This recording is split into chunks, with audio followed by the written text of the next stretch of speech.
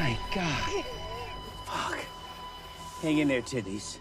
You're gonna be okay. What is up, Chocolatiers? Welcome back to another video. Today I'm going to be reviewing Peacemaker Season 2. If you want a full spoiler breakdown, you guys can check the Peacemaker Season 2 playlist where I cover every single episode, do a recap all 9 yards. So if you want that, that is that. So Season 2 picks up right after Season 1, but this time it's officially set in the new DCU. So you got Chris Smith, aka Peacemaker, is still trying to figure out who he wants to be after everything that went down with the butterflies. He's broken, confused, and trying to find purpose, and we see him reconnecting with, Harcourt, 11th Street kids, stuff like that, but there is a tension there with him and Harcourt. You can tell something happened between them, maybe a kiss, maybe more, but she's pulling away, and Peacemaker doesn't understand why, and honestly, neither do we at first. You do learn in the finale.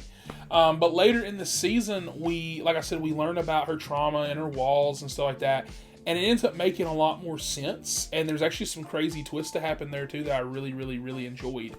Now, where we find things getting really wild is that, remember the magic portal door from Season 1? The one that his dad left behind? Yes, Peacemaker decides to use that. And what he finds an alternate version of his world, one where his dad is still alive and his brother is too. This becomes the emotional center of the season because he's faced with a question. Does he stay in this perfect world where his family is still around, or go back to this broken one where his family is growing, but lack of, Harcourt love and father, son, stuff, whatever. And I feel like that's where Gunn's writing really shines, because Season 2 is way more introspective than the first one. It's less about those big bad alien threats and who's going to be the bad guy this season.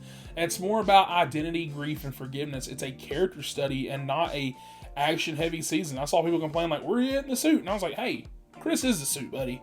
You still get that humor, you get the blood, you get some wild energy in some episodes, but underneath it all is a story about Chris trying to understand who he is without that violence, without the mask, and without his father's voice in his head. Now, tackling all the characters, I do feel like Harcourt gets a lot more depth here, clearly, because she's a love interest. And you see why she is so cold, why she drinks, why she picks fights with dudes at bars. And it is tragic, but beautifully handled. Adebayo also gets more personal stuff with her wife, showing how she's trying to balance being an Argus agent with just wanting a normal life. Well, actually, I guess her wife wants a normal life. But both characters grow a lot this season. Now, my one complaint... it was the one character that did it to. Adrian Chase. I loved Vigilante Season 1, but he got so fucking sidelined here. He's still hilarious. He got these like facts he tells this season, but he's basically just kind of comic relief now. He gets one really great highlight episode of episode 7, but otherwise he's barely kind of involved. It's kind of like they forgot how good his chemistry was with Peacemaker. They share like a few lines, I think, but that's kind of about it. And so, if I'm being honest, I feel like the pacing is a little uneven this season, because episode 1 starts kind of weak, but then episode 2 through 7 are fantastic. Then the finale is kind of There's a lot of emotional payoff, and season 1 ending is not bad, but I just feel like it could have been a little quieter. And that's not really a flaw in itself. It's kind of like the finality. Instead, we get that cliffhanger, which I actually kind of liked, but it leaves you unsure where the story is going next, especially with the whole DCU reboot in the air, because you don't really know you're going to see these characters again.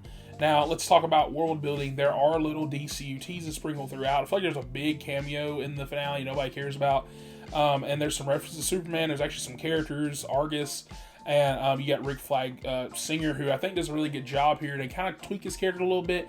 Don't know if I love that 180, but we'll see where that goes. And you'll see things that make you go, oh, that's like from Superman, but no full-on, like, crazy, whatever stuff. And so it does feel like a lived-in world, but not quite integrated yet. And I said this season, unfortunately, this is leading to a little complaint, reminds me more of like a CW show in structure. Clearly it's not. Not in quality, but it's just in how quickly problems get solved. Like, you'll have a big setup, which is pretty much the whole season. And when we get to that setup, if you know what I'm talking about, it's like so quick, 30 minutes. It's just weirdly like rushed. And the emotional writing, the humor, and the chemistry between the core all do carry that rushing, though. And James Gunn's fingerprints are clearly all over. It's the music, the twisted jokes, the heart under the chaos. It's all beautiful. There's a beautiful scene, one of my favorite scenes in episode 6 and 8. And I think it was the 2 episodes he said he highlighted. They have the 2 scenes I was like, damn, I'm going to cry. And Langston Fleury, this dude's hilarious. I think he's one of the best running gags they've added here. He has like this bird blindness, and it's so damn funny. One of my favorite characters in the show, and I'm glad he's coming on. He don't die. That's a light spoiler. He's alive, thank God. And overall, you know, I feel like Peacemaker Season 2 is a strong follow-up. Just not as tight or explosive as Season 1. It does trade spectacle for that introspection, and I really respected that and like that. It's bold to slow things down, especially where we're at in the DCU at the beginning, and dig deeper when characters are, you know, when most shows are escalating that action, making it crazier. And I feel like if Season 1 was about chaos and identity, Season 2 is more about that consequence and choice. And so with that, I think I'm going to give Peacemaker Season 2 a solid 8.5 out of 10. It is a bit messy, it's a bit uneven, but still a damn good TV show. It's got a lot of heart, humor, and a ton of personality, and if the rest of DCU keeps its tone, I do think we're in for something special. Anyways, that is my full review on Peacemaker Season 2. What did you guys think of Peacemaker Season 2? Did you love it? Did you hate it? Where do you think the DCU's headed next? I know we're getting Lanterns probably in March.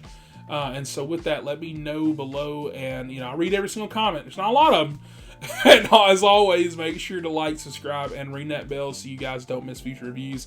I've got way more DCU content on the way. I will be clearly covering all our stuff. A big DC guy, so trust me, it's going to be wild. So this has been Mr. Chocolate Reviews, and I will see you guys in the next one. Peace.